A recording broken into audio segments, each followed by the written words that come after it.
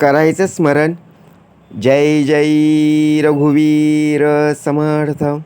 श्री समर्थ कृपेने एक सुंदर असा बोध, एक सुंदर असं श्रवण आपल्याला प्राप्त झालेलं आहे. या श्रवणाच्या माध्यमातून उत्तमाचं सामर्थ्यसुद्धा श्री समर्थांनी प्राप्त करून दिलेलं आहे. बघा, प्रत्यक्षपणे भाग कसा दिलेला आहे, नक्कीच श्रवण करूया. समर्थ म्हणाले, आपल्या शेजारी अनेक लोक पाहायला मिळत असतात. आपले नातेवाईकसुद्धा असतात, आपले मित्रमंडळीसुद्धा असतात. पण विचार जर केला ना, आपल्याच पाठीत वार करणारे आणि घात करणारे आपलेच असतात. समर्थ म्हणाले, तुझा देह आता सावधरिता, बघा, प्रत्येक वेळेला सावधरीतीने जगला पाहिजे. कारण काय असतं, आपलीच माणसं असं बोलून आपलीच माणसं बघा आपल्याला काय करत असतात, खड्ड्यात घालतात. दुसऱ्यांना धोका देणं, फसवणं हे अगदी सोपं आहे. आपण सुद्धा हे कार्य केलेलं आहे. समर्थ म्हणाले, दुसऱ्यांच्या अंतःकरणाला लागेल धक्का ऐसी वर्तणूक करू नका आणि कुणालाही बोलू नका. प्रथमतः आपण स्वतःकडे पाहिलं पाहिजे. आपण किती जणांना फसवलं आहे, किती जणांना धोका दिला आहे, हे स्वतःहून पाहायचं. ज्या ज्या वेळेला आपण धोका दिलेला आहे त्या वेळेला बघा आपला देह आनंदाने उड्या मारायला तयार. कारण का, एखाद्याची फसवणूक केली, एखाद्याला धोका दिला म्हणून. पण जेव्हा त्या व्यक्तीला माहिती पडतं त्यावेळी आपला देह लपून बसतो. का? कारण आपण त्या व्यक्तीशी खोटं बोललेलो आहोत, फसवलं, बरोबर की नाही, दुसऱ्यांना धोका दिलाय. पण हीच वेळ आपल्यावर आली तर प्रश्नचिन्ह उभा राहिलं की नाही. मग तेव्हा आपल्याला कळतं की खरंच धोका, फसवणूक किंवा दुसऱ्यांचं मन दुखून किती त्रास होतो. लक्षात ठेवा. म्हणून दुसऱ्यांना त्रास देण्या अगोदर विचार करा. दुसऱ्यांना फसवण्या अगोदर बघा प्रत्येक वेळेला विचार करत राहा. समर्थ म्हणाले, काही माणसं आहेत ना, एखादा तबला असतो बघा, ढोलकी, बरोबर की नाही, पाहिली की नाही, ते ढोलकीप्रमाणे असतात. डबल ढोलकी असते. सकाळी वेगळं बोलतील आणि संध्याकाळी वेगळं बोलतील. तिथे आपला देह फसला जातो. लक्षात ठेवा. कळतच नाही आहे ती कोणत्या बाजूने वाजवतात. आपल्यासमोर एक आणि दुसऱ्यांसमोर बघा वेगळंच बोलतील. आपल्याला गोत्यात आणतात, आपल्या तोंडावर आपली स्तुती करतात आणि दुसऱ्यांच्या तोंडावर बघा आपले बारा वाजवतात, आपली निंदा करतात. मग ओळखायचं कसं? मग समोर बोल ना, पाठीमागून वार करू नकोस. कारण पाठीमागून घात करणाऱ्यांची लाईन भरपूर लागलेली आहे, बरोबर की नाही. म्हणून समर्थ म्हणाले, आता आपली लोक ओळखायचे. आपलीच लोक जर आपल्या पाठीत वार करत असतील, घात करत असतील, मग आता कोणावर विश्वास ठेवायचा? कारण हल्लीच्या या युगामध्ये एखादी वस्तू मिळवणं सोपं आहे, परंतु कुणाला मिळवणं फार कठीण झालेलं आहे. आणि सध्या या व्यक्तीवर विश्वास ठेवणं, त्या व्यक्तीवर विश्वास ठेवणं फार अवघड होऊन बसलेलं आहे. म्हणून कुणाच्या तरी मनात आपली जागा निर्माण करणं आता पाहायला मिळतंय. बघा, विचार करा. कारण काय असतं, आपण आपल्या भूतकाळामध्ये पाहिलेलं आहे आता वर्तमान काळ जगत आहोत. आपण खूप प्रवास केलेला आहे, बरोबर. परंतु ज्या वेळेला आपण डोंगराळ भागात जायचो, जंगलामध्ये जायचो, करवंद्याचं झाड कोणी पाहिलंय? नक्कीच ना. केलं असेल ते कमेंट करा हो म्हणून. समर्थांनी सुंदर भाग दिलेला आहे. आपण ज्या करवंदाच्या बघा झाडाभोवती करवंद काढायला जातो, बरोबर. तिथं गेल्यानंतर ती करवंद काढताना पिकलेली जी करवंद आहेत ती काढत असताना आपल्या पायामध्ये चप्पल असतात, त्या चप्पलीमधून बघा त्याचा काटा आपल्याला पायामध्ये रुपत असतो. मग आपण तो करवंद न काढता आपण प्रथमतः काय करत असतो? तो प्रथमतः चप्पलमधला तो काटा काढत असतो, बरोबर की नाही. का भाग दिला? समोरासमोर. परंतु आपल्यासोबत आपलेच मित्र असतात, आपले शेजारी असतात, आपलेच नातेवाईक असतात. एखादं फळाचं झाड असेल, तिथून बघा काही फळं आपण तोडली असतील किंवा एखादं फूल असेल, फुलाचं झाड असेल, तिथून आपण बघा 2-3च, जास्त नाही, 2-3च फुलं आपण तोडली असतील.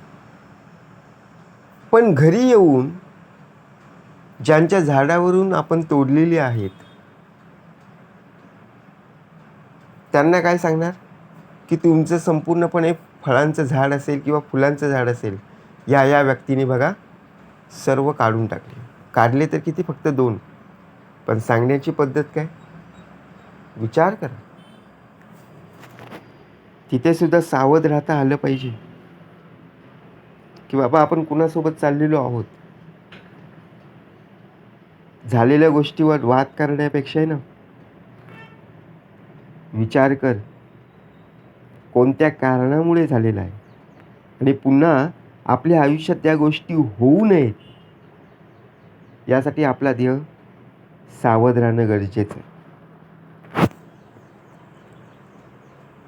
कारण प्रत्येक गोष्टीमध्ये वाद होत असतं. वादाचं कारणच आपल्याला कळत नाही. अवघड वळण वाटा नेहमीच सुंदर ठिकाणावर पोहोचत असतात. आपल्याला ते कठीण वाटतात, परंतु त्याच वळण वाटेवरून जेव्हा प्रवास करतो ना, तेव्हा तो मनमोहक सुंदर दृश्य समोर आपल्याला पाहायला मिळत असतो. परंतु तिथेच आपला देह घाबरतो की एवढ्या वळणावळणावरून आपल्याला जायचं आहे, तिथून आपल्याला प्रवास करायचा आहे. जर सरळसोट रस्ता असता तर ठीक, असा आपण विचार करतो. म्हणून समर्थ म्हणाले विचारसुद्धा वळणावळणाचे पाहायला मिळतात, बरोबर की नाही. म्हणून नातं हे हात आणि डोळ्यांसारखं असलं पाहिजे. हाताला लागलं तर डोळ्याला पाणी पाहायला मिळत असतं. डोळ्यात पाणी येतं की नाही हाताला लागलं की. परंतु डोळ्यात पाणी आलं की तेच पुसायला हातच पुढे येतात. म्हणून हात आणि डोळ्यांचं कनेक्शन, हात आणि डोळ्यांची जोडणी कशाप्रकारे केलेली आहे, बरोबर की नाही. आपण प्रवास करत असताना डोळ्यामध्ये धूळ जाते, कचरा जाते. आपले हात बरोबर बघा ते रुमाल घेऊन आपला डोळा पाण्याने स्वच्छ करून काय करत असं रुमालाने पुसत असतो, बरोबर की नाही. परंतु ज्या वेळेला बघा एखादं भाताचा टोप गरम आहे किंवा एखादा रस्सा असेल त्याचं पातेलं गरम आहे, त्याला आपण हात लावता क्षणी चटका लागतो. चटका लागल्यानंतर हाताला स्पर्श जाणवला ना, गरम आहे का थंड आहे. परंतु विचार करा डोळ्यात पाणी येतं का?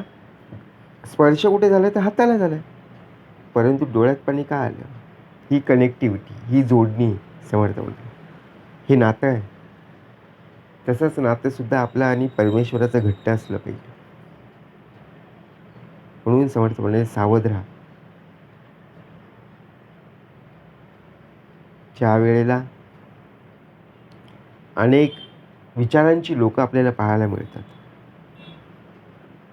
परंतु विचार करत असताना काही लोकं चांगल्या विचारांची असतात, तर काही लोकं बघा वाईट विचारांमध्ये असतात.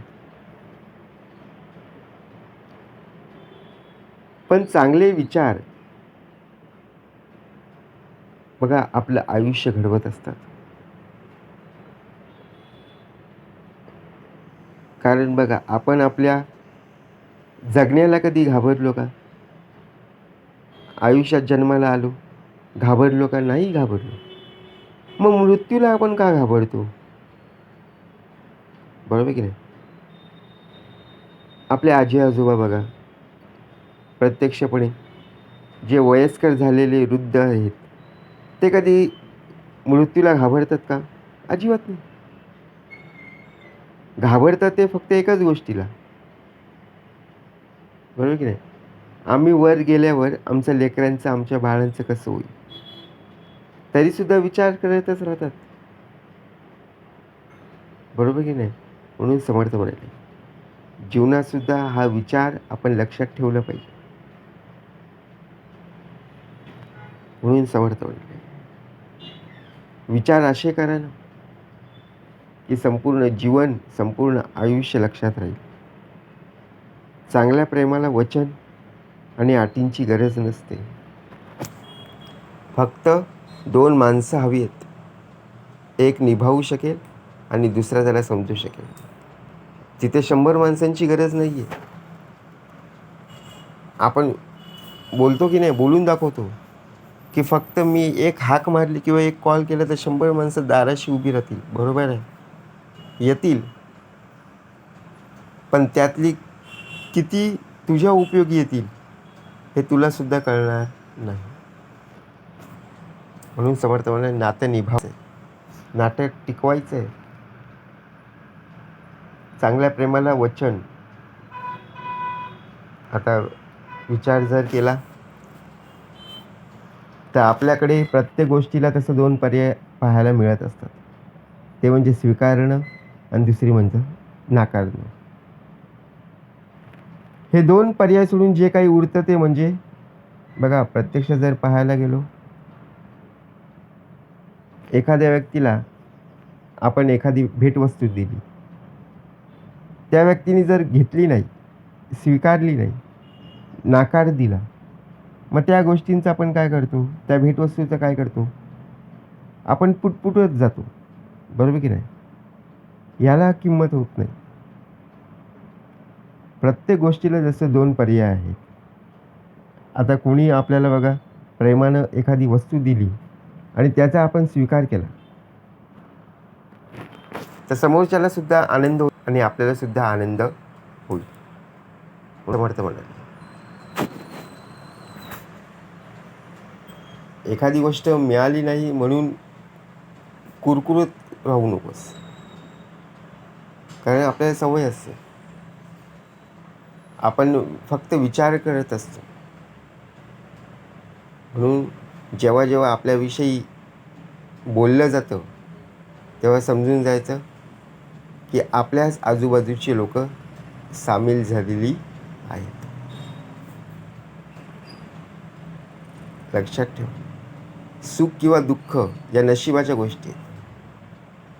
याचा श्रीमंत आणि गरिबीच्या त्यांच्याशी काहीही संबंध नाही. आपण फक्त एवढंच विचार करतो, बाबा श्रीमंत आणि गरीबाचा त्याच्याशी संबंध आहे, परंतु नाही. सुख आणि दुःख हे नशिबाच्या गोष्टी आहेत. प्रत्येक वेळेला सुख पाहायला मिळेल अशातला भाग नाही आहे. दुःखसुद्धा तेवढ्याच जोराने बघा प्रत्यक्षात आपल्यासमोर उभे राहते. म्हणून श्रीमंत असलेल्या व्यक्तीला दुःख येणारच नाही आहे असं होत नाही. सुख आहे म्हणजे दुःखसुद्धा आहे.